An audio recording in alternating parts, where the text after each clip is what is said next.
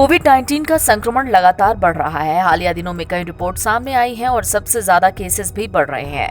लेकिन सवाल जहां बच्चों का होता है वहां पर सबसे ज्यादा चिंता हो जाती है। जाहिर है आप भी चिंतित होंगे अपने बच्चों को लेकर। लेकिन आपको बता दें कि कोविड-19 से संक्रमित बच्चों में तेज बुखार और कपकपी जैसे लक्षण दिख रहे हैं।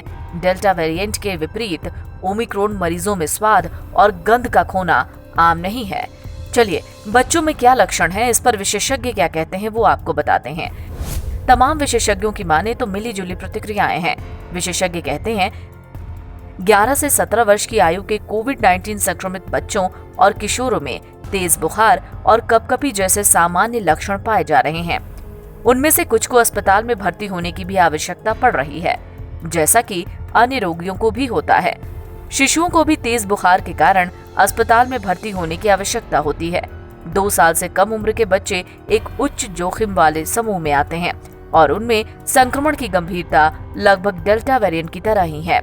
हालांकि 11 से 18 वर्ष की आयु वर्ग के लोगों में ज्यादा लक्षण दिख रहे हैं, लेकिन उनके मामलों में गंभीरता डेल्टा जितना नहीं है। संक्रमण में सर्दी, सिरदर्द, नाक का बहना और कपकपी के साथ बुखार जैसे लक्षण दिखाई देते हैं।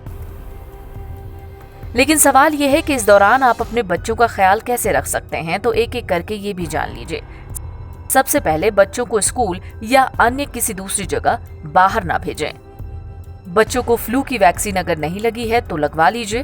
बच्चे को मास्क जरूर पहनाइए। भीड़ भाड़ में बच्चे को नहीं लेके जाएं।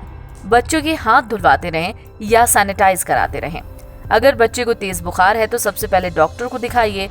खुद से बच्चे को दवाई मत दीजिए। बिना डरे RT-PCR टेस्ट कराइए। खान पान का विशेष ध्यान रखिए। मेहमानों और पड़ोसियों से बच्चों को दूर रखने की कोशिश कीजिए।